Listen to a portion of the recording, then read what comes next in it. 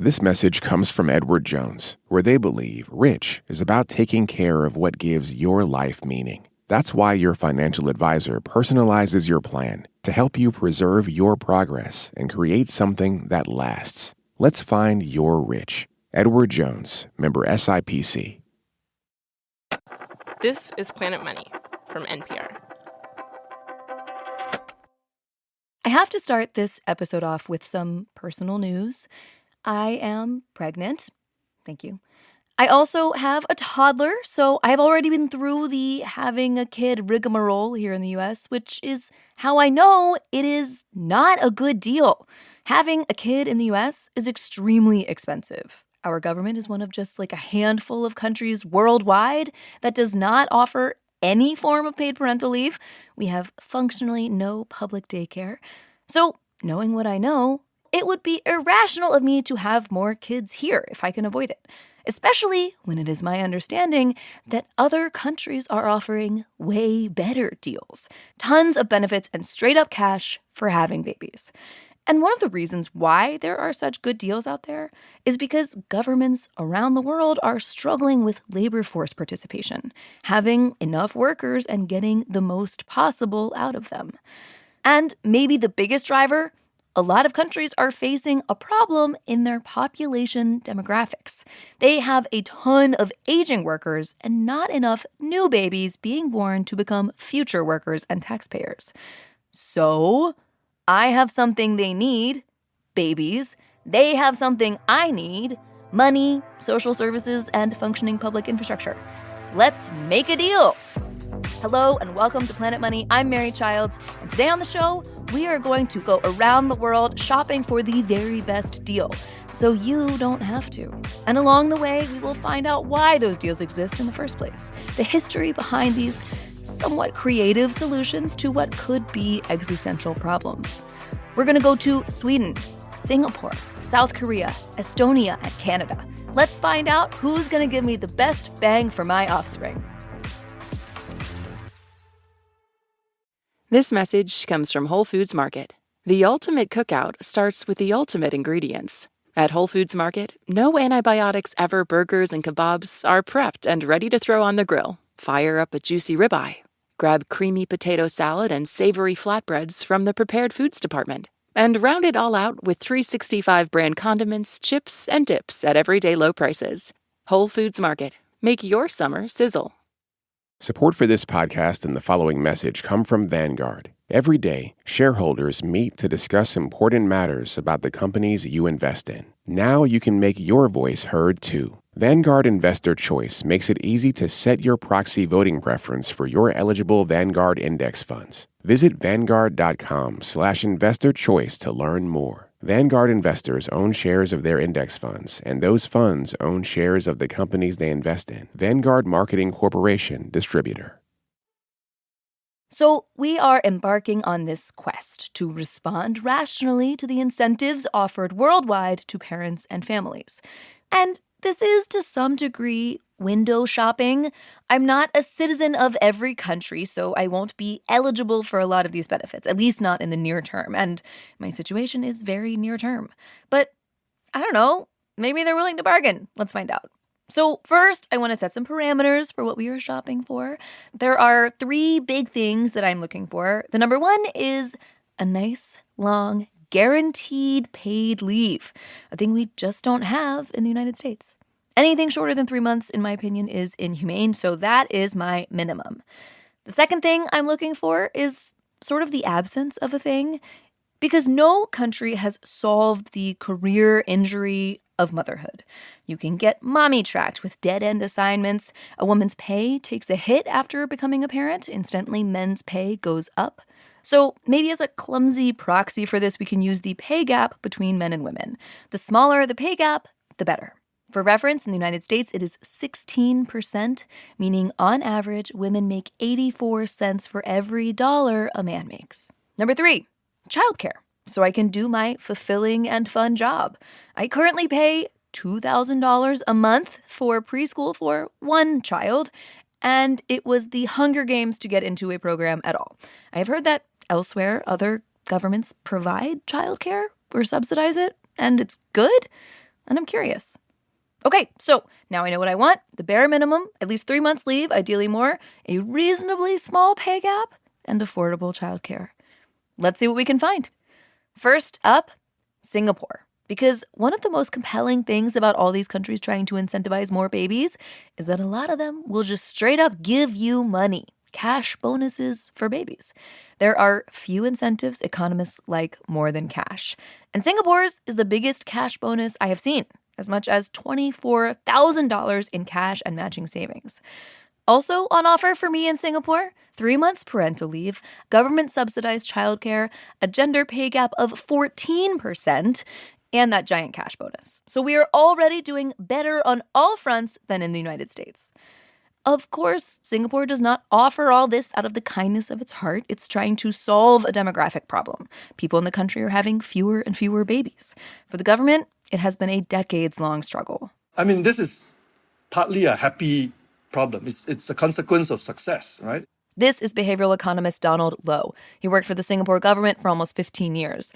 And the history behind all of this, the way Singapore got to be handing out that cash bonus, starts like 50 years ago in the 70s, when the worry was the opposite: too many babies. At that time, we were afraid that we won't be creating enough jobs, we didn't have enough land to go around, and our economy, our resources may not be able to keep up. Singapore in the 70s was focused on getting people to have fewer children. The country's founding prime minister, Lee Kuan Yew, he was the one in the 70s who said the birth rate is still too high, so let's have a stop at 2 policy. Stop at 2 kids. Singapore started rolling out policies, disincentives, to discourage people from having kids, like your taxes, parental leave, and hospital costs worsened with subsequent kids. But beginning in the 1970s, Singapore also started enjoying strong economic growth. And the more economic development, generally the better the education and employment opportunities for women. And the more education women get, the fewer babies they have. With rapid economic development, birth rates were going to fall on their own. And so you pile on these disincentives, these punitive tax measures and other forms of punishment for people who have more than 2 children, you're going to have an even larger fall in birth rates than you would already have. People were stopping at 2, and then they stopped at 1, and then 0. Eventually, the prime minister was like, hold up, this is a bad trajectory. We are on track for too few children, which through an economic lens can become catastrophic. It means fewer future workers, which means lower future consumption. And it means who's going to pay your future taxes? Who's going to fund all those pensions you promised? There's a name for this problem. It is the dreaded inverted pyramid. Lots of retired old people at the top, and fewer working age people supporting them, and even fewer babies. This is looming in Italy, in China, lots of places. And it can create all kinds of problems. So Singapore's government was like, yeah, let's Uno reverse this. Suddenly, in the mid-80s, the policy was flipped. The Prime Minister in 1983 made a big speech during the National Day rally and said, our new challenge now is to reverse the falling birth rates. They started saying, have 3 or more parentheses if you can afford it, close parentheses. Like that was a real government slogan. They rolled out programs to incentivize people to have kids, what are called pro-natalist policies. Better parental leave, tax benefits, cash payments at birth. Maybe people get money for having babies, they will have babies. But Donald says it's really hard for a government to pull off a huge policy and culture 180 like that, especially one that feels so overtly utilitarian. And for all that, Singapore's fertility rate has fallen basically continuously. It is now 1. That's how many kids on average a woman will have over her lifetime, which Donald says, hey, maybe there's a more positive way we could view this. I think that it is actually very optimistic. It's very promising in the sense that instead of looking at this with gloominess, we should be saying that actually it marks older populations, people living longer, women having more options and choosing to have fewer children. That is a triumph of human development. That's a triumph of economic development. But if you're a government worried about your population, That number is too low. The magic number you want is 2.1. That is the replacement rate. How many births are necessary to maintain a stable population? Replace the parents plus a little extra for safety. Anything less than that, and you are demographically in trouble. So in Singapore, they're considering other options. I think government has more or less given up now. And it says we will simply focus on maintaining the population. And since we can't do it through having citizens have enough children, we will just have to allow more immigration. Immigration. Imagine that.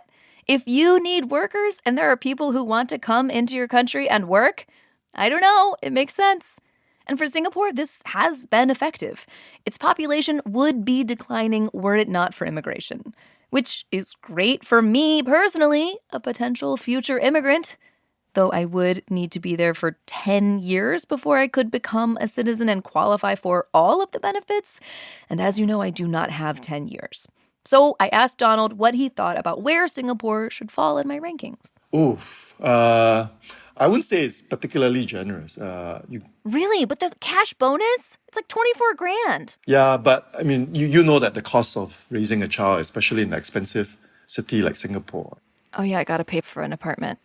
Okay, so for my narrow purposes today, it's actually not a resounding recommendation. On to our next country. Basically, every single person we talked to for this story referenced the Nordic countries as the leaders in parental benefits and support. So next up, Sweden. I called up Nicholas Lothgren at the Swedish Social Insurance Agency. Oh, I've been working with these issues for at least 20 years now. So you've seen children grow up all the way? Yep. Wow. Any successful cases that you can think of? My own, of course. His kids are now 27 and 29. That is very big, huge success. So I explained to him what was on offer, my problemtunity. So I am here to try to see if we can make a deal. I have babies. You have social support programs. Let's see what we can do. Yep, just come over. Move to Sweden immediately. Okay. In Sweden, the deal is parental leave is very long. You get 16 months, the first 13 at 80% pay. Government-provided daycare starts at 1 year old. You are guaranteed a spot, and it is at most $163 a month. But to me, the most compelling thing about Sweden's offer is actually embedded in why Sweden started these benefits in the first place. It's a story of a quest for gender equality. And that begins decades ago in the aftermath of World War II. Nicholas says the country had two big problems it wanted to solve. First, a labor shortage. Not enough workers. After the Second World War, we needed more people in the industry. We needed a bigger labor force. And therefore, we saw that we needed more women to join the labor force. And the government saw an easy solution. There was a whole cohort of people who weren't in the formal workforce. At the time, Sweden had 1 million housewives. So Sweden was like, why not get all those housewives in the labor force? But at the same time, most women started to ask questions like, okay, if we should attend the labor force, who will look after the children then? Great question, women. So Sweden started offering childcare centers. But then women were like, wait, so we're supposed to go to work and then come home and also do work? Women started to ask questions like, well, if we should work 2 jobs, why should men only work 1 job? Why should they just work in the labor force and not at home? Great question again, women. So Sweden realized if it wanted more of its people in the labor force, if it wanted women workers, it would need to promote gender equality. And one way Sweden tried to do that was to entice men to do more at home. It created an incentive for them to take parental leave. And research does show that men taking leave helps them bond with the baby. The babies obviously love it. But more relevant for our purposes, it helps foster equality at home in unpaid labor like chore splitting. And it makes leave taking normal. If men take leave, that can reduce how much women get punished when they take leave. So one incentive Sweden came up with is this. Both parents get 240 days, and a big chunk of those days are non-transferable. Use it or lose it. This is the pappamånader, or daddy quota. And it's been pretty effective. Men in Sweden now take about 30% of the parental leave, up from 0.5%.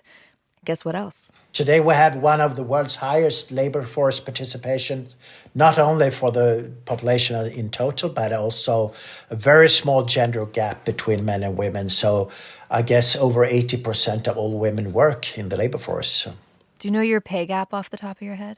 I guess pay gap is about 7% or something like that. I'm not sure Single exactly. digits? Yes, somewhere there. I didn't know that was possible. So Sweden made huge progress getting more women into the workforce, but it had that second problem. That dreaded inverted pyramid was looming. Its fertility rate was too low. So to incentivize more children, Sweden started giving parents cash every month per kid. But pretty close before we introduced the benefit, the fertility rates had gone up already. So we didn't see that that reform affected actually the fertility rates. The one thing Sweden actually has noticed that clearly impacts fertility rates, macroeconomic conditions. If the economy is doing well, more babies. If it crashes, fewer babies. And Nicholas says Sweden isn't overly troubled by the fact that they don't really know how effective the policies actually are. We don't have evidence for the connection, so to speak. But we believe that a system that is generous, that also aims at gender equality, those systems will also have good fertility rates. And I would never imply causation, but Sweden's fertility rate is 1.8.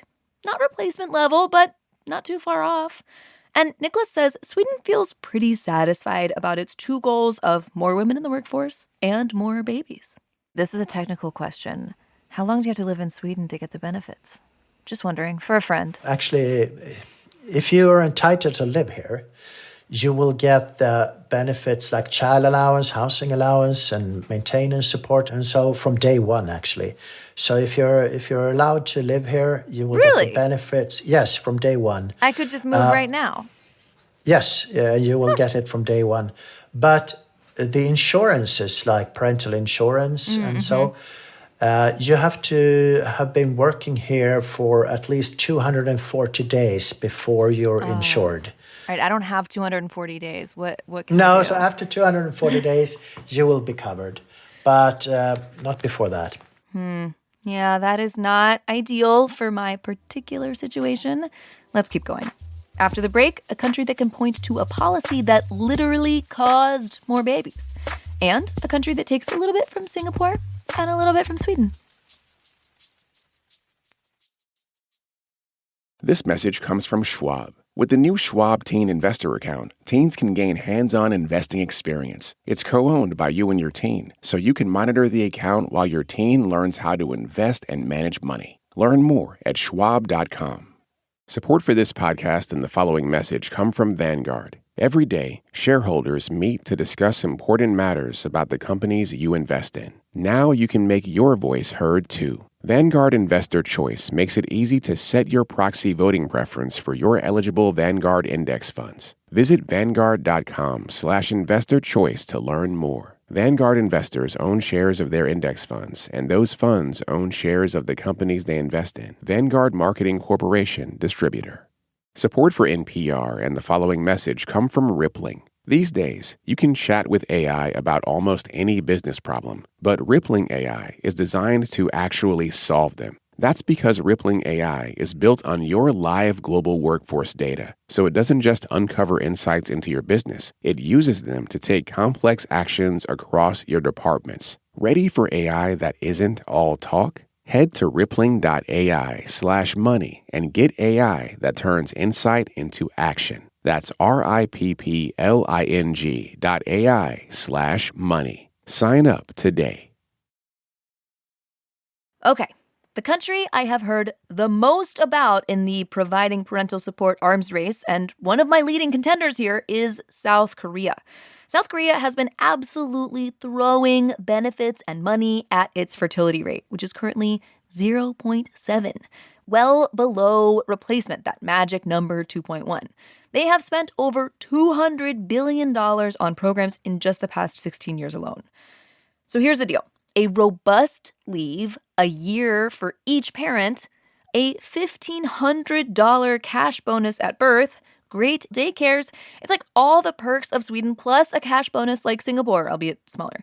And this kind of sounds like the total package, like maybe the best deal so far. And it just so happens we know someone who's had kids in South Korea. Friend of the show, Elise Hu, host of TED Talks Daily.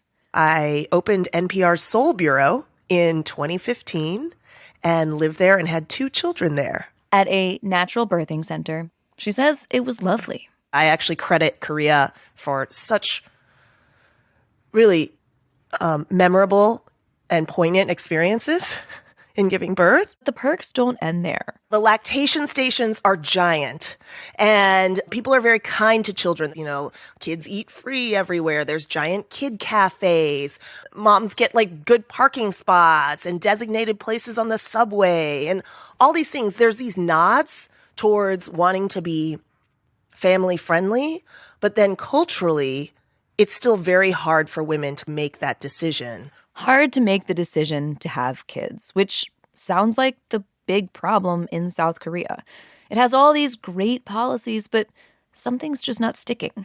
Women are dropping out of the workforce after having kids at an alarmingly high rate. And even though South Korea has a kind of daddy quota policy like Sweden, men are just not taking leave that much. So you can bring these policies over, but they don't necessarily work if all of your cultural norms, both at work and within family units, within homes, don't change along with it. Because the norm in South Korea is this very intense office culture. You succeed by working long hours, which is one approach for getting more out of your workers. Like, work is more of a sprint versus in Sweden, where it's more of a marathon. Elise told me this is compounded by gender dynamics at work. For decades, Korea has had the widest pay gap of the 38 most developed countries in the world. Women there get paid 30% less than their male counterparts. And gender dynamics at home don't help. Data show men in Korea do the least amount of housework of everyone in those 38 countries. And that is not what I want personally, and it's not what a lot of women in South Korea want personally either. There's an entire movement of feminists in South Korea that are like no marriage, no children women. And part of the reason is because they don't want to be cogs in a system. You know, they don't want to feel as though in this structure that is already really hard on women, that they're just here to produce babies. So all of this was not what I was expecting, honestly. Despite the great offer on paper, I'm going to have to reconsider where South Korea is in my rankings. So next up, we're going to go to a country with one of the longest leave policies in the known universe, Estonia. My name is Kaire Saarep, and I'm Director General of a Labor Inspectorate. I told Kaira about my mission to find a new home where I could afford all of my children. I hope it's Estonia, but you have to consider we have cold winters. Everything else is great. No such thing as bad weather, only bad clothes. Is that the saying? Exactly, that's what we say. Here's Estonia's offer. 18 months of leave at 100% pay. There is a salary cap, but 18 months. Also, affordable daycare starting at 18 months. Great, great, great. I'm listening. Now, Kaira says Estonia has a slightly different reason for offering these benefits. We were part of the Russia, basically, like a little bit more than 30 years ago. And when we gained our independence, the importance to our own country, we're a small country, and you want to help repopulate basically Estonians. The current government, she says, is cool with immigration, especially if those immigrants can come work, especially in the tech sector, and pay taxes. But the explicit motivation behind these pro-natalist policies was more Estonians, which hits on one of the very real undertones of all this, not just here, but everywhere. The goal is a specific type of baby. Countries are aiming for more babies from their native population when there are plenty of other great babies all around the world. But Kaira says since Estonia started offering these benefits, it's made progress on its goal of more Estonians. Its fertility rate has climbed from 1.37 in 2003 to 1.77 now. And there's this one policy that they say has been demonstrably effective at getting more babies. It's what kind of called a speed benefit. Normally, when people go back into the labor force, they face that motherhood penalty. They might need to work part-time. They might not go back at all. Estonia's speed benefit means if parents have their next kid fast enough within 3 years, for this next leave, they get 100% of their pre-first baby salary. This is the one thing you can actually measure the most. And these researches has been shown the second and third childbirth is being increased the most. So the speed benefit actually working, and I can see it through my friends as well. Everybody who has second or third child, they're pretty close age gap. Okay, that is very cool from like an economics perspective and an Estonia demographics perspective. But for me personally, the speed benefit's kind of irrelevant because I'm definitely done after this. And I am a little concerned about daycare since it starts at 18 months. That might be a challenge if I want to get back to work before then. So, on to our last country. I called up Jenna Suds, the Minister of Families, Children, and Social Development. In Canada, the greatest country in the world. Interesting. I'm gonna need substantiation for that enormous claim, but I'm open to it. She is an economist. I did do my master's degree in economics here in Ottawa, and frankly consider myself an economic minister given the portfolio that I lead here. Ooh, go on. Reality, right? When families succeed, when parents succeed, it contributes to our economy, full stop. And so many of the so-called social policies that we put forward here in Canada are really, really strong economic policies. Jenna jumped right into the details. First up, which actually for me is the main draw for Canada, childcare. Because Canada started offering $10 a day childcare.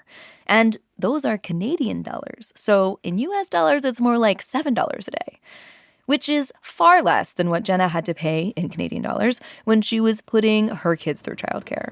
It was a mortgage payment. You know, families often were spending at least $1,500, if not more, a month per child. You know, that delta between what they're paying now versus what you would have paid pre-policy is actually their mortgage payment.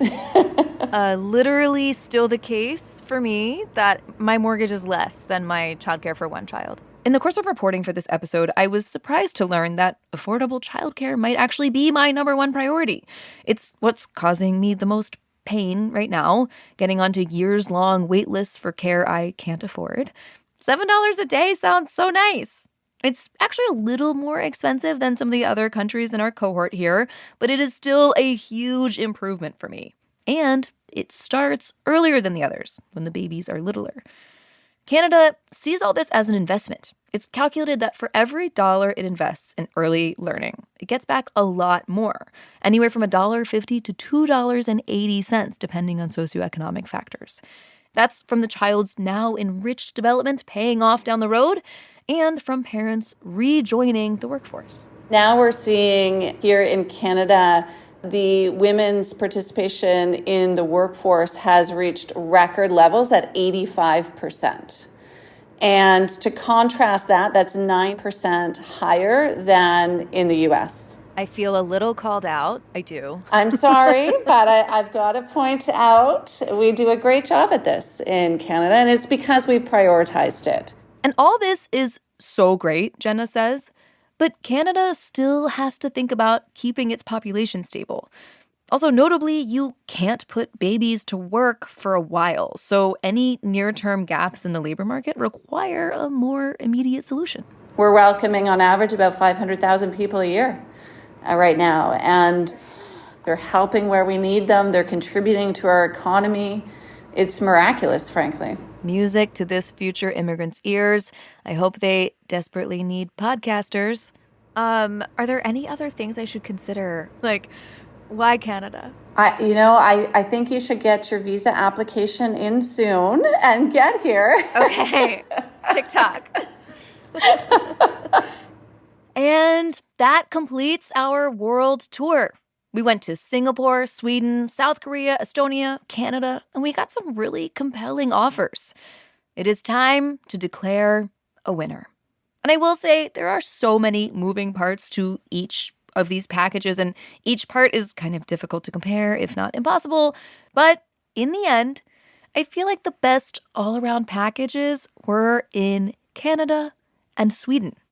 But then I looked up the pay gap in Canada, and it is not better than in the US. So I guess that means I am moving to Sweden. It's always tough to compete with a Scandinavian country on these grounds. But there are two wrinkles here. Countries may want more babies, but they don't make it easy to emigrate. Generally, I would need proof of work, or at least income or wealth. And I have not mentioned this to NPR beyond this very podcast, so I'm not sure how interested they are in sponsoring my work visa. And the second wrinkle, it is too late for me. I can't just show up today and get paid to be on leave. I would have had to be paying taxes. I would, however, be eligible for childcare immediately, which is material because, did I mention I'm having twins? So, yeah, in my case, everything's a little extra acute.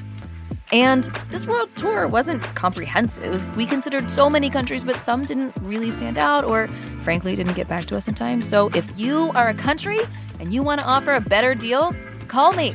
I'm open. We are at Planet Money on most social platforms. We are planetmoney@npr.org. A lot of the prices you see at the supermarket make so little sense.